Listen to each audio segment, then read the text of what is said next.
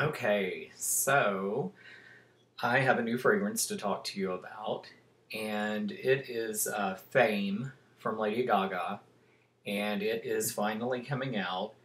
As you know, it's been in development for quite some time now, and a couple of weeks ago we got training on it at Sephora, and we have a personal beauty advisor at our store, and she had training last week in San Francisco where she got to see it.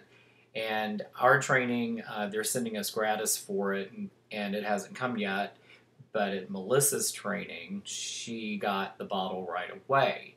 So she was kind enough to let me borrow it so I could use it for this video review. And so here's the bottle. This is what it looks like.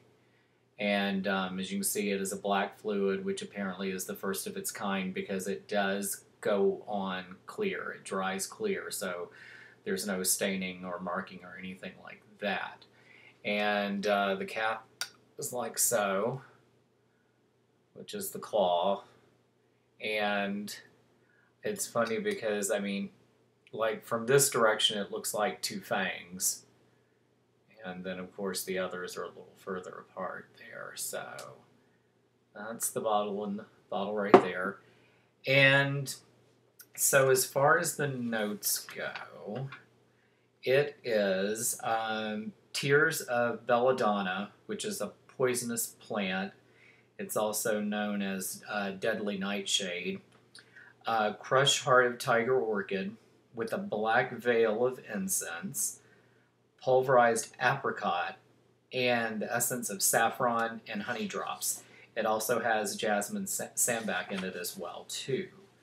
And of course, with new fragrances, they send out literature on it, basically press release or whatever you want to call it, but it's information on the fragrance, the bottle, and that kind of thing.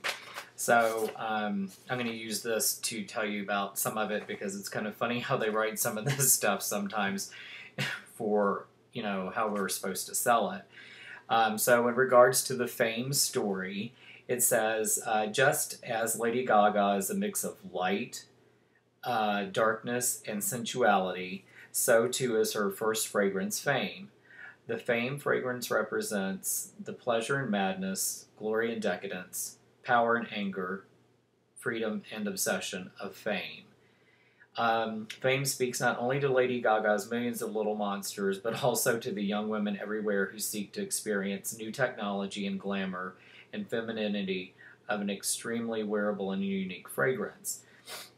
So they did market it to women. It will also not only be a women's fragrance, but it'll also be huge for the gays as well. So my guess is she probably plans on doing a men's fragrance at a later date. I kind of figured this one maybe would come out shared or unisex, but obviously not. So, in regards to the bottle, the way they describe the bottle, it says the Fame bottle is inspired by the Lady Gaga paw, Gaga's iconic call to her fans. The stylish geometric interpretation of the paw is juxtaposed against a sleek and sensual bottle to create the perfect mix between edge and sophistication. First of its kind, the eau de parfum is an innovation in fluid technology. It's black like the soul of Fame, but invisible once airborne. So that's how they describe that. And they also talk about the scent impression of this is an addictive, fruity floral. And it says, instead of the top, middle, and bottom notes, it says dark facet, which is the belladonna and incense, a sensual facet, which is apricot and honey, and a light facet, which is tiger orchid and jasmine sambac. So that's pretty much, I think, all the important stuff from the literature. Pricing is 1 ounce for $42, the 1.7 is $55, and the 3.4 is $79.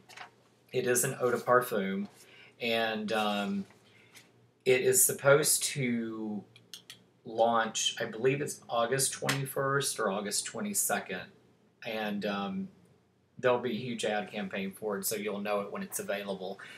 This is a case, though, is where it's going to hit all stores, and they can put it out on the same day. Not one store can put it out earlier than the other. So it's supposed to drop like an album does, where it drops on the same day. And it sounds like it's going to be everybody. So Dillard's, Macy's, Sephora, Bloomingdale's, Nordstrom, for sure, those stores are going to have it. And what else to tell you about it? As far as my experience with it, I think I got more of the saffron and the honey in it. I didn't really get much of the incense pulled out on my skin on this one. I mean, it has a really good smell to it. I mean, it's not too feminine, and I was really surprised at how this was going to smell. And also, too, speaking of smell, I think that you probably remember it was originally supposed to smell like blood and semen, was what they were saying way back in the early stages of it, that she wanted a raw animalistic smell. And I asked the trainer about that. I was like, well, what happened to that? Because this is clearly not that. And she said, oh, well, she said that was just to drum up hype for the fragrance. And I'm like, because I've seen all the blogs. I know what, everybody, what it was supposed to be. And there was a delay with this fragrance as well, too. This was supposed to be out in the spring, and now it's out mid to late August. And I'm thinking what happened was it turned out to be a bust. That blood and semen, it's going to be metallic, and then it's going to be something else. And, that's not going to have a good smell to it, I think. I think that really narrows your buying audience when you have something that smells that unusual. And I think they probably tried it and put some stuff together, put some scents together, and I think it probably just turned out to be awful. And this was plan B, if you will. And this fragrance will have a much broader audience than what was originally planned. But I thought it was funny that she was like, oh, that was just to drum up hype. And I'm like, well, you're not going to need to drum up any hype for it. And I thought it was kind of a weak response, but whatever. But it smells really good. I mean, everybody that tried it on at the store, it did really well on them. There was nobody that I thought that it turned badly on. And the only people that probably won't like this fragrance are the people that don't like her. So, no harm, no foul there. So I think that this will do pretty well. I mean, it's not Bieber. It's not Taylor Swift. It's closer to, for a celebrity scent, it's closer to the quality of like Boyfriend from Kate Walsh. It's like something that was, actually thought out well and not just signed off on, by a celebrity. It's like, okay, yeah, we'll do that. So I think that it was done very well. So we'll see what happens. Celebrity fragrances are hard to know, their lifespan or how well they'll sell. So, but it looks really cool. That'll look good sitting on the shelf for sure. So that's Fame from Lady Gaga. And yeah, that's pretty much it for now. I think that's pretty much all that I needed to tell you about the fragrance. So, longevity, a good 6 or 7 hours on this one.